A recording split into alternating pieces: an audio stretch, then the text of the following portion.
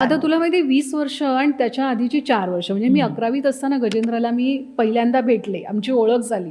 त्यानंतर टी.वायला येईपर्यंत इतकी वर्ष आम्ही कॉलेजच्या नाक्यावर खूप वेळ एकत्र काढलेला आहे.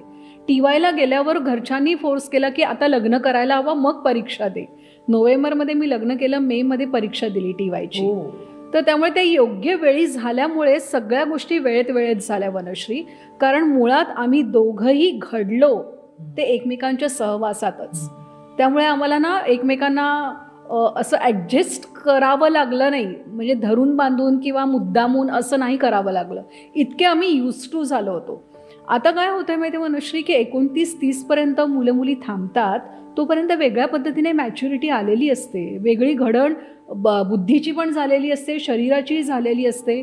मग एका सर्टन एज नंतर आपण ह्या माणसाचं समोरच्याचं का मी ऐकू किंवा मी हे का करू